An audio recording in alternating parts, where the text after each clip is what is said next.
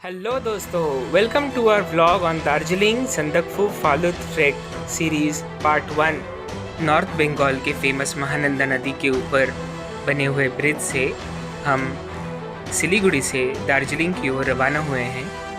अब देख पा रहे हैं सभी ओर चाय के बागान फैले हुए हैं। दार्जिलिंग लगभग 6,500 फीट अबव सी लेवल पर स्थित है और यह विभिन्न बौद्ध मठों और हिमालय की शक्तिशाली चोटियों से घिरा हुआ है। जर्नी के बीच हमें यहाँ एक बहुत मनमोहक शिवजी की मूर्ति दिखी और हम तुरंत यहाँ पे थोड़ी देर के लिए दर्शन लेने रुक गए। दार्जिलिंग में साल भर पर्यटकों का आना जाना लगा रहता है और इसकी खूबसूरती का अंदाज़ा आप इसी बात से लगा सकते हैं कि इसे क्वीन ऑफ हिल्स के नाम से भी जाना जाता है। मानेभंजन गांव में 1940 के फेमस लैंड रोवर आपको दिख रहे हैं। सिलीगुड़ी से दार्जिलिंग की दूरी है लगभग 80 किलोमीटर और ये दूरी 3 से 3.5 घंटों में कवर की जाती है। मेन रोड यहाँ पहुँचने के लिए है हिल कार्ट रोड। इसके अलावा और भी कई अन्य मार्ग है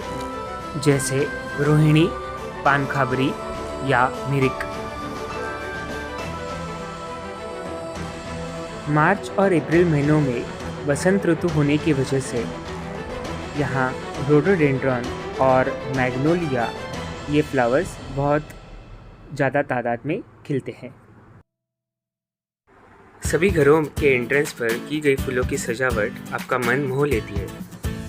कुछ विदेशी फूल जो हिमालय क्षेत्र में खिलते हैं उनमें से है प्रिमरोज वल्गेरिस, वाइट अजेलिया यानी रोडोडेंड्रॉन।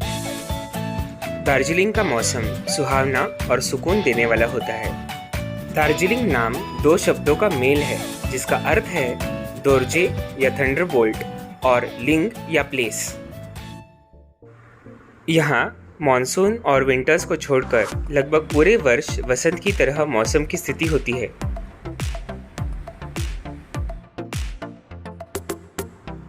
देवदार के ऊंचे ऊंचे जंगल से आच्छादित यह स्थान किसी परिकथा के दृश्य से कम नहीं है। जापानीज प्रिमरोज की प्रजाति पूर्वी एशिया के लिए स्थानिक बन गई है और यह है जायंट हिमालयन लिली। यहाँ के ये फूल सौंदर्य और संपन्नता का प्रतीक है।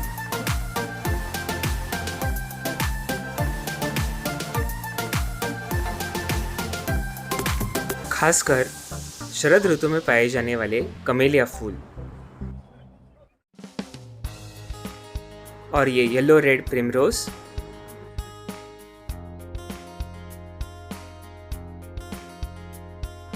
ये सभी शान से खिले हुए फूलों को देखकर आंखें तृप्त हो जाती है।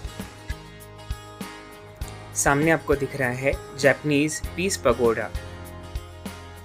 यहाँ भगवान बुद्ध के 4 अवतारों को प्रदर्शित किया गया है। यहाँ से दार्जिलिंग लैंडस्केप के मनोरम दृश्य दिख रहे हैं। बौद्ध इतिहास में बुद्ध के अनुयायी के रूप में बिंबिसार का उल्लेख है। गौतम बुद्ध अपने शासन के दौरान गिरिवराज गए थे जहाँ उन्हें बिंबिसार से बहुत सारी सहायता मिली। आम्रपाली का उल्लेख अगम सूत्र में मिलता है। वैशाली में उन्होंने उनके आम के बाग दान कर दिए जिसमें गौतम बुद्ध ने अम्बापालिका सूत्र का प्रचार किया। गौतम बुद्ध जब उनकी माता महामाया के गर्भ में प्रविष्ट हुए थे उस रात उन्होंने एक स्वप्न देखा था। एक सफ़ेद हाथी अपनी चमकदार सूंड में सफ़ेद कमल का फूल लिए दाहिनी ओर से गर्भ में प्रवेश कर रहा था। ब्रह्मा जी धरती पर अवतरित हुए और उन्होंने गौतम बुद्ध को धर्म का प्रचार करने के लिए कहा। ग्रेट डिपार्चर एक तपस्वी के रूप में जीवन जीने के लिए कपिलवस्तु में अपने महल से गौतम बुद्ध के प्रस्थान के लिए पारंपरिक शब्द है।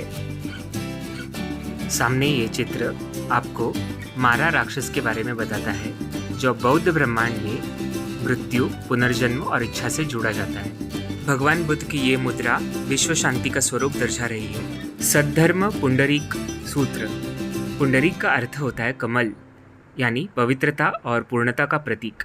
रिक्लाइनिंग बुद्धा या स्लीपिंग बुद्धा एक छवि है जो बुद्ध कला में प्रमुख प्रतीकात्मक विषय है। ये उनके अंतिम बीमारी के दौरान परिनिर्वाण में प्रवेश करने के बारे में दर्शाता है। इसके आगे स्तूप बुद्ध के उपस्थिति को दर्शाने वाला एक संदर्भ बिंदु बन जाएगा। तो दोस्तों, यहाँ का पीस पैगोडा देखकर चलिए अब मैं आपको बताता हूँ इस एक्साइटिंग जर्नी की आज के दिन की शुरुआत मैंने मेरे घर से यहाँ तक कैसे की। आज है 1 अप्रैल 2022 और अर्ली मॉर्निंग फ्लाइट लेकर पुणे से मैं दिल्ली पहुँचा।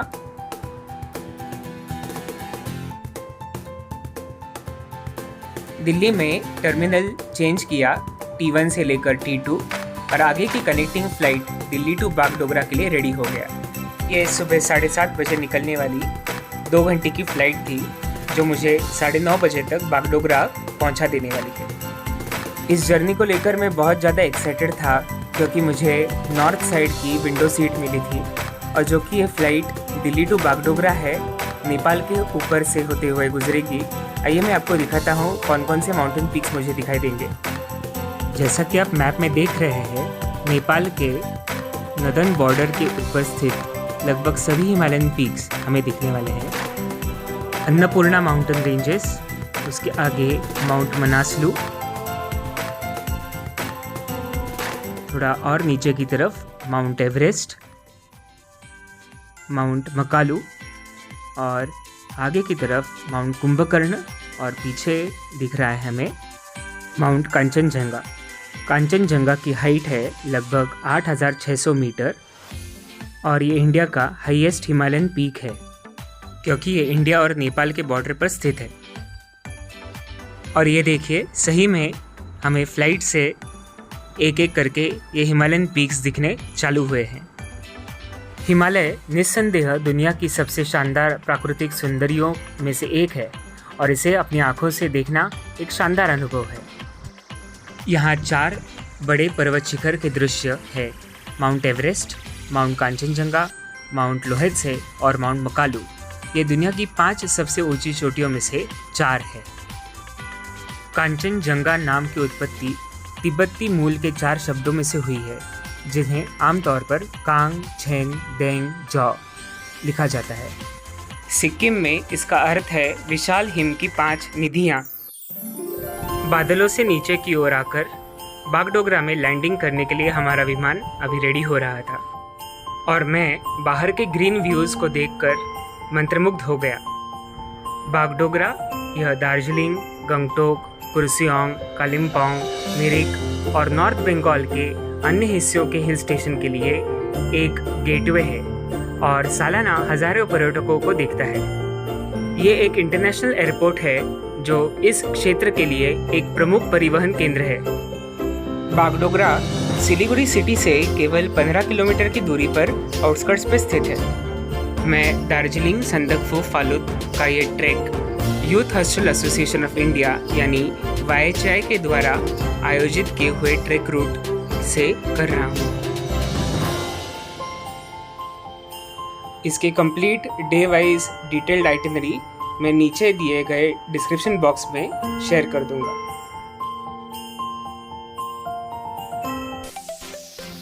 संदकफू पश्चिम बंगाल का सबसे ऊंचा स्थान है और एक मामूली सा कठिन हाइक ट्रेकर्स को ऐसा कुछ पुरस्कार देता है जो भारत में कोई अन्य ट्रैक कर नहीं सकता।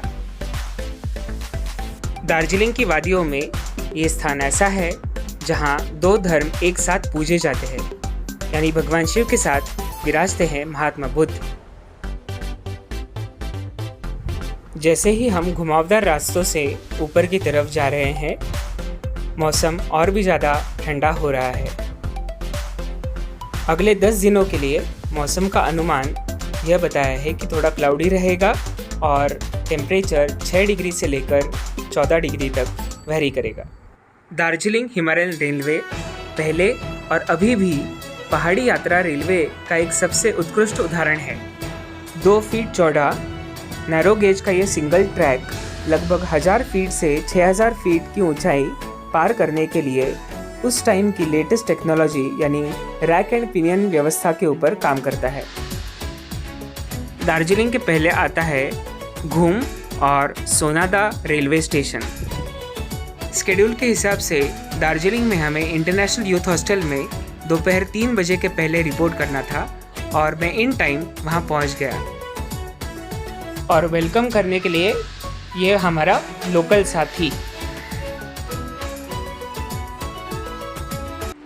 रिपोर्टिंग फॉर्मेलिटी कंप्लीट करने के बाद शाम तक का वक्त हमें फ्री था, इसीलिए मैं लगभग 10 से 15 मिनट ऊपर स्थित जापानीज टेम्पल और पीस पगोडा के विजिट के लिए निकल पड़ा।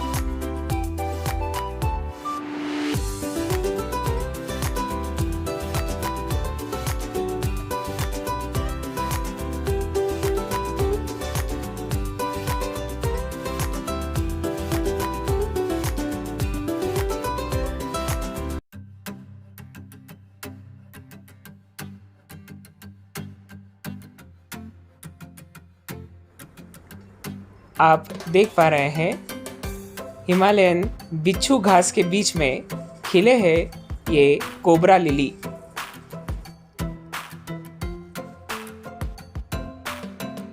और ये छोटा शिव मंदिर,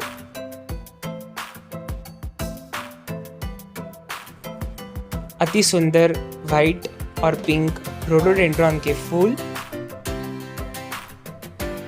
और ये हम पहुंच गए अभी जापानीज टेम्पल बिल्डिंग के पास।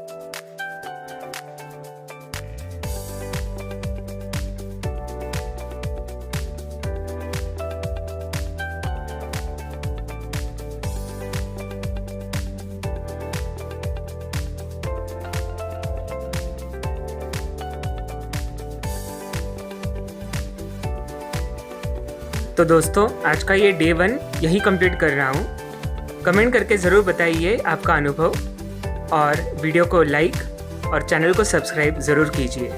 मिलते हैं अगले वीडियो में, तब तक के लिए थैंक यू।